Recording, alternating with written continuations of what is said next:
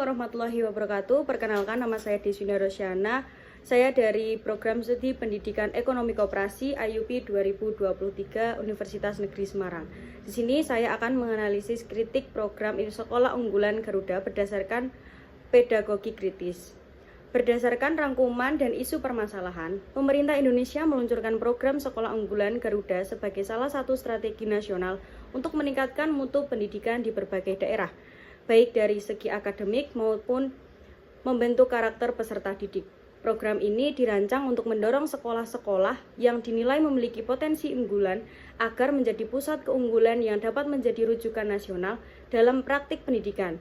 Dengan menekankan kualitas, inovasi, dan pembinaan karakter, sekolah-sekolah yang terpilih dan penerima perhatian khusus berupa pendanaan tambahan, pelatihan guru, dan fasilitas modern. Sekilas, gagasan ini tampak progresif dan sesuai dengan cita-cita peningkatan kualitas pendidikan. Namun, bila ditelaah dari sudut pandang pedagogi kritis, muncul serangkaian pertanyaan reflektif yang patut dikaji secara serius. Siapa yang sesungguhnya diuntungkan oleh program ini? Apakah sekolah-sekolah dari daerah tertinggal juga mendapatkan kesempatan yang sama? Bagaimana akses sekelompok marginal seperti siswa dari keluarga miskin, komunitas adat, atau wilayah terisolasi terhadap program ini?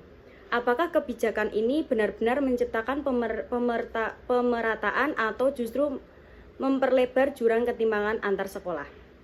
Pedagogi kritis sebagaimana diperkenalkan oleh tokoh seperti Paulo Freire berpandangan bahwa pendidikan tidak pernah netral. Pendidikan selalu berada dalam kontertasi ideologi, kekuasaan, dan struktur sosial.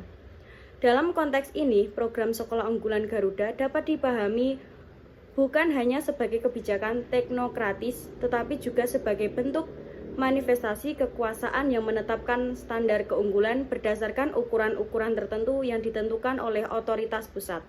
Ini menimbulkan kekhawatiran bahwa sekolah-sekolah yang tidak memenuhi standar tersebut akan termarginalkan, bahkan dianggap tidak layak untuk dikembangkan. Selain itu, penggunaan label unggulan itu sendiri mengandung muatan ideologis.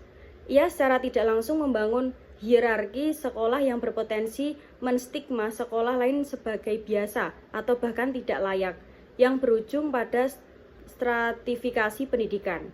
Dari kacamata Peabody, sistem seperti ini beresiko memproduksi ketimpangan sosial karena hanya sekolah dengan modal kultural dan modal ekonomi yang tinggi dan mampu bersaing untuk mempertahankan status unggul tersebut.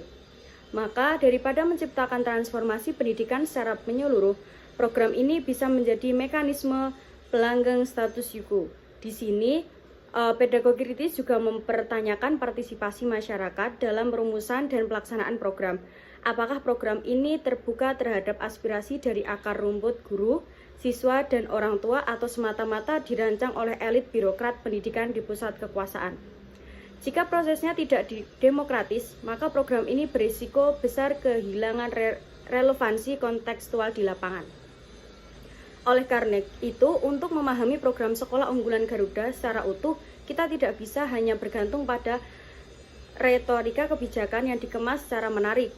Kita harus menggali dimensi tersembunyi di balik wacana keunggulan itu sendiri. Sebab, pendidikan sejatinya bukan sekedar proyek pembangunan sumber daya manusia, melainkan medan perjuangan menuju masyarakat yang adil, setara, dan berdaya kritis. Lalu yang kedua yaitu berdasarkan kajian pedagogi kritis lanjutan. Hegemoni dan konsep keunggulan dalam pendidikan.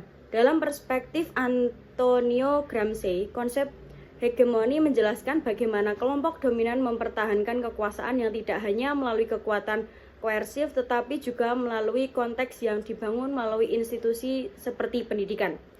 Konsep sekolah unggulan dapat menjadi sarana hegemoni kultural yang menginternalisasi pandangan bahwa hanya sekolah dengan prestasi akademik tinggi, fasilitas modern, dan prestasi kompetitif yang layak sebagai disebut unggul. Hal ini meminggirkan nilai-nilai pendidikan alternatif yang kontekstual, berbasis lokal, atau bersifat humanistik.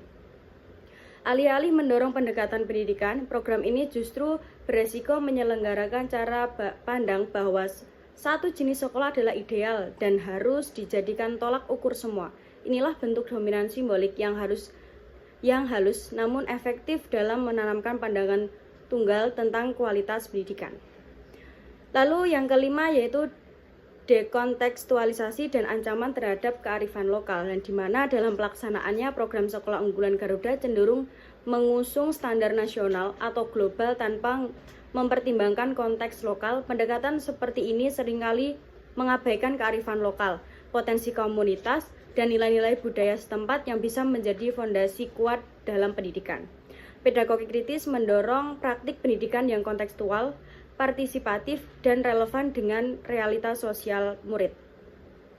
Ketika sekolah-sekolah lokal ditekan untuk meniru model unggulan yang tidak sesuai dengan konteks mereka, maka yang terjadi adalah alienasi pendidikan di mana sekolah merasa harus menjadi sesuatu yang bukan dirinya sendiri demi mengajar label unggulan. Hal ini bertentangan dengan prinsip kontekstualisasi pendidikan sebagaimana dipromosikan oleh pendekatan Verven, yang dimana mengatakan pendidikan harus dimulai dengan menyelesaikan kontradiksi antara guru dan murid sehingga keduanya dapat menjadi guru dan murid pada saat yang bersamaan.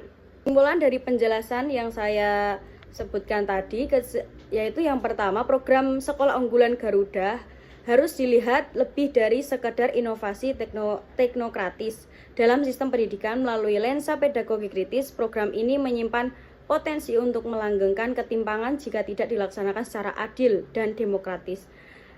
Labelisasi unggulan perlu diwaspadai pada ciptakan segregasi pendidikan berdasarkan kelas sosial. Oleh karena itu, pendekatan kritis terhadap kebijakan ini sangat penting agar pendidikan tetap menjadi ruang emansipatoris, bukan sekedar reproduksi kekuasaan. Mungkin cukup sekian dari saya, kurang lebihnya mohon maaf. Wassalamualaikum warahmatullahi wabarakatuh. Dadah.